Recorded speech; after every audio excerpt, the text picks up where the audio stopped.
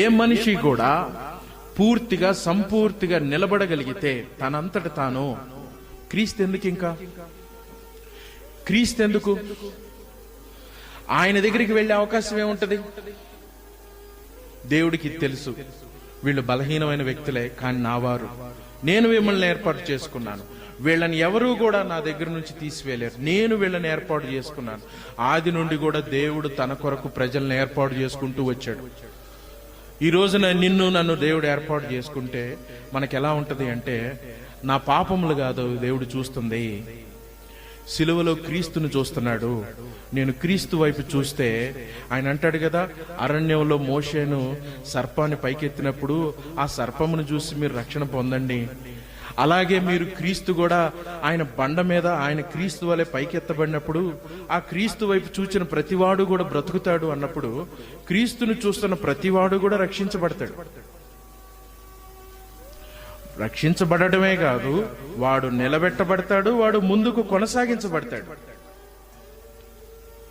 ఇది దేవుడిచ్చినటువంటి వాగ్దానం క్రైస్తవులకి, ఆయన బిడ్డలకి. క్రీస్తు నందున్న వాడికి ఏ శిక్ష విధి లేదు.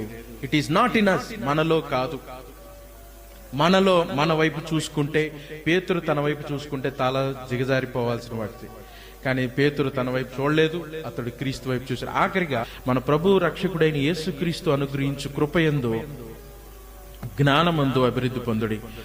కృపయందు జ్ఞానమందు అభివృద్ధి పొందడు అన్నప్పుడు క్రీస్తును గురించిన జ్ఞానము లేకపోతే ఈ వ్యక్తులు ఎటు తిరుగుతారు అంటే, తాను రక్షించబడ్డాడు అని, తాను నూతన వ్యక్తిగా ఉన్నవాడని మరిచిపోయి మరలా తన పాపపు జీవితం వైపు వెళ్ళేటువంటి అవకాశం ఉంది.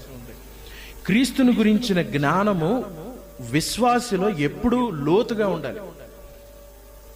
ఆ క్రీస్తు జ్ఞానము గనక లేకపోతే, ఇదిగో క్రీస్తు ఎవరు? నిరంతరము నా నిమిత్తం బలియాగమై వచ్చిన వ్యక్తి. ఆయన్ని చూస్తే చాలు కదా, నా నీతి ఏముంది ఇక్కడ, నా గొప్పతనం ఏముంది? ఇదే 12 మంది అపోస్తులు రేపటి రోజున దేవుడు కిరీటాలు వేస్తే ఈ కిరీటాలు తీసి యేసుక్రీస్తు వారి పాదాల దగ్గర వేస్తారు. ప్రకటన గ్రంథంలో, ప్రభా మేము కాదు మహిమ పొందాల్సింది, మా నీతి కాదు, మా క్రియల ద్వారా మేము గొప్పవాళ్ళం అవ్వలేదు, నీ నీతి వల్ల, నీ రక్షణ వల్ల మేము, నీ కృప ద్వారా, నీ ఆత్మ ద్వారా మేము ఎదిగి వచ్చిన వ్యక్తులం అని వాళ్ళు తమ కిరీటాలను అక్కడికి వేస్తారు. నేను చాలా మంది